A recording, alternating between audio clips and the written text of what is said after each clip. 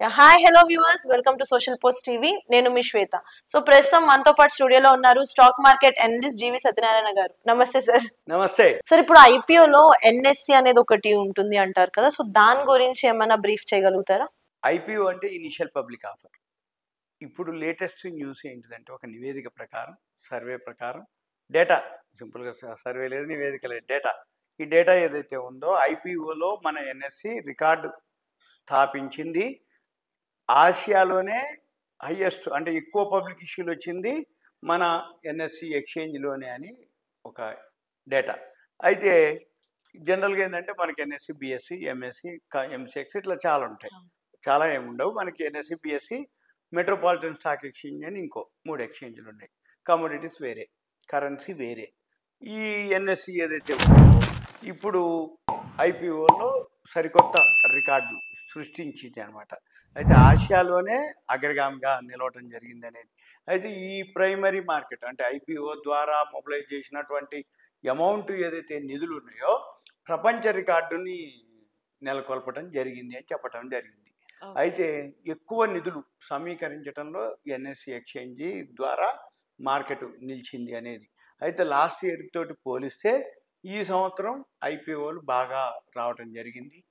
మామూలుగా రాలేదు. కొన్ని వందల ఐపీఓలు రెండు ఉంటాయి అన్నమాట. ఎస్ఎంఈ ఐపీఓ ఉంటుంది, మామూలు ఐపీఓ. ఎస్ఎంఈ అంటే స్మాల్ మీడియం ఎంటర్ప్రైజ్ ఒక ఐపీఓ ఉంటుంది, చిన్న కంపెనీలు. మామూలు పెద్ద ఎన్ఎస్సి, బిఎస్సి ఎక్స్చేంజ్లో ట్రేడ్ అయ్యే ఐపీఓలు ఒకే ఉంటాయి. మళ్ళీ ఎన్ఎస్సి, ఎస్ఎంఈ అని సెపరేట్ ఎక్స్చేంజ్ ఉంటుంది. అంటే ఎన్ఎస్సిలోనే ఇంకో డివిజన్. అంటే ఎస్ఎంఈలో ట్రేడ్ అయిన ఎస్ఎంఈలో ఐపీఓ వచ్చినాయి, ఎన్ఎస్సి, ఎస్ఎంఈలో ట్రేడ్ అవుతాయి.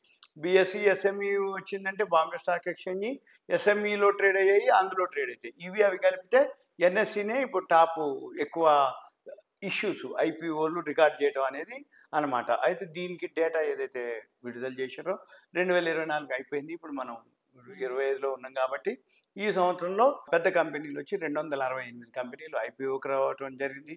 దీంట్లో టోటల్గా అయితే ఇందులో 90 సంస్థలు మెయిన్ బోర్డు అంటారు, స్మాల్ ఉంటాయి. మెయిన్ బోర్డు వచ్చో 90, 178 ఎస్ఎంఈలో అంటే స్మాల్ మీడియం ఎంటర్ప్రైజ్. టోటల్గా 268 కంపెనీలు ఇష్యూ రావడం జరిగింది. అయితే ఈ మొత్తం ఇష్యూల ద్వారా కంపెనీలు సమీకరించినటువంటి ఫండ్స్ సుమారుగా 1.67 లక్షల కోట్ల రూపాయలు మొబిలైజ్ చేసినాయి. అంటే ఏదైతే కంపెనీ ఉందో ఆ కంపెనీ ప్రజల ద్వారా పబ్లిక్కి షేర్లని అలాట్ చేయడం ద్వారా, అంటే వాళ్ళు మా కంపెనీ ఇట్లా వస్తుంది, మా కంపెనీలో మీరు పెట్టుబడి పెట్టండి అంటే వాళ్ళందరూ ఎవరైతే పెట్టుబడి పెట్టిరో వాళ్ళకి అలాట్మెంట్ ద్వారా జరిగిన ఏదైతే ఉందో 1.67 లక్షల కోట్ల రూపాయలు మొబిలైజ్ చేశారు. అయితే ఇది ప్రపంచవ్యాప్తంగా చూస్తే 2024లో 1145 కంపెనీలు లిస్ట్ అవ్వడం జరిగింది. అంతకుముందు 2023తో పోలిస్తే 1271 ఉన్నాయన్నమాట ఓవరాల్ వరల్డ్లో. అయితే ఈ కొంచెం తగ్గినాయి. అయితే అయినా కూడా ఇప్పటికీ మనం ఏదైతే ఉన్నామో మన భారత్ నుంచే 25% అంటే 4వ వంతు మనయే ఉన్నాయి. అంటే వరల్డ్ మొత్తంలో ఎన్ని కంపెనీలు ఇష్యూలు వస్తే మనది 1/4 4వ వంతు మన భారతదేశం నుంచే రావటం అనేది విశేషం అనమాట అది. అయితే మన తర్వాత ఎవరున్నారు? జపాన్ ఉంది 93 ఇష్యూలతోటి. తర్వాత వాళ్ళు కంటే కూడా అంటే వరల్డ్లో చేస్తే మనమే మొదటి స్థానంలో ఉన్నాం. ఓవరాల్గా 4వ వంతు మనమే ఉన్నాం. మన తర్వాత జపాన్ ఒకటి ఉంది, తర్వాత అమెరికా నాస్డాక్ అంటాం. తర్వాత అమెరికాలోనే నాస్డాక్, ఎన్వైఎస్సి న్యూయార్క్ స్టాక్ ఎక్స్చేంజ్ ఉంటుంది వాళ్ళు, తర్వాత హాంకాంగ్ వాళ్ళు.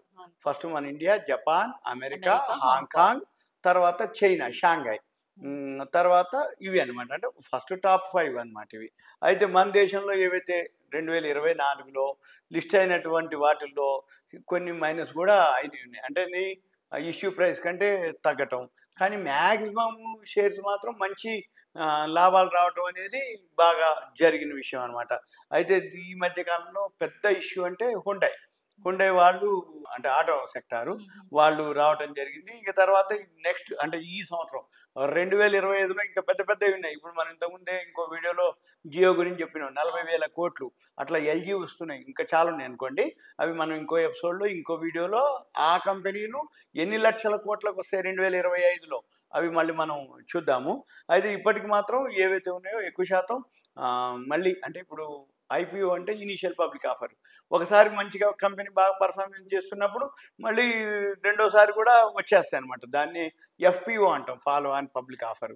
కాకపోతే ఈ సంవత్సరం మనం 2024 మనమే రికార్డ్ అనమాట. ఇవన్నీ ఏంటిది అంటే షేర్ మార్కెట్ ఏదైతే అవేర్నెస్ అనుకోండి, షేర్ మార్కెట్ మీద ఇంట్రెస్ట్ అనుకోండి, షేర్ మార్కెట్లోకి ఇన్ఫ్లో ఫండ్స్ ఏవైతే వస్తున్నాయో అవి బాగా రావడం జరిగింది. దాంతోపాటు ఐపీఓలు కూడా బాగా వస్తాయి.